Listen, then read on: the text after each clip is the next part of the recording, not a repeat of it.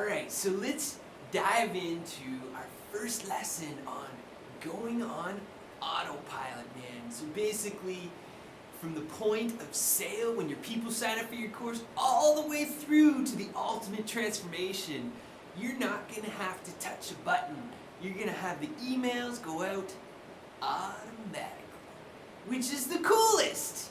And so I wrote down some tips the other day while I was sitting around the campfire, and I just want to share some of the tips with you, because ultimately automations are your tool for building relationships and engaging with your people. You know, I like to think about automations being like the key to your customer's heart or their inbox, which is like their heart, sort of. And so here's some eCourse automation tips that you're really going to want to pay attention to. And so the first one is keep your emails short and to the point. You don't want to just ramble on and on and on and on, and then at the end be like, oh yeah, go over and do the lesson, which is like 30 minutes long. It's like, that's just annoying, man. Nobody wants that. The next thing is, don't teach the lesson in the automated email. You want to just kind of hint at the lesson and then link to the lesson. You know what I mean, man? Just like a little sneak peek of the lesson, a teaser, and then send them over to the lesson. And then you want to make sure that, because like your eCourse, it has like personality, right, man? And so you want to make sure that the emails you're sending out are in alignment with the personality or the vibe of your course, right? So if your course is really fun, then make the emails fun. And the next thing is always have a clear call to action. What is it? Are you getting them to do a journaling exercise? Are you telling them to go click on the button so that they can go over to the lesson and watch the video? Make sure that your instructions are really clear, man. People are wanting to be led, and so you have to lead them by being direct and clear. And the other thing is the KISS rule, to keep it simple, Skeeter.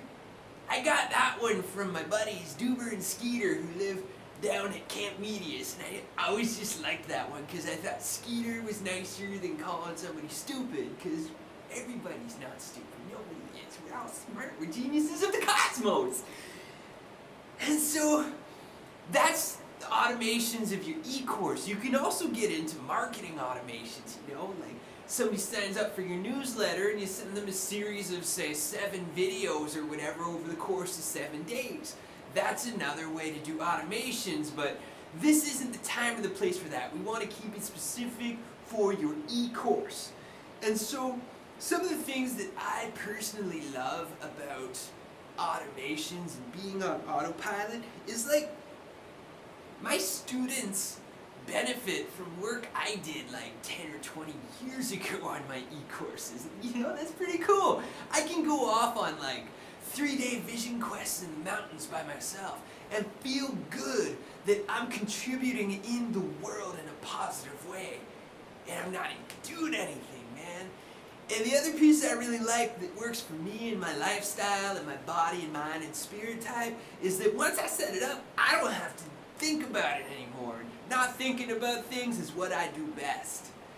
And so you have a call to action now. I'm going to give you an exercise that's just going to help get you into the frame of mind to create powerful automations. And so the first call to action is, how do you want to use automations to leverage your eCourse, to leverage and to engage with your people? How do you want to use them?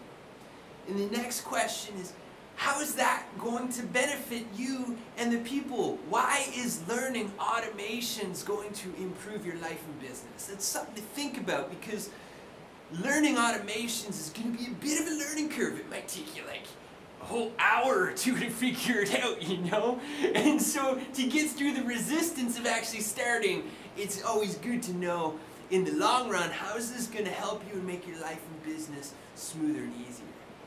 So go do those, and then we'll start our next lesson, which is, excuse me for a moment, I got the next lesson's on learning to flow. So I'll see you there.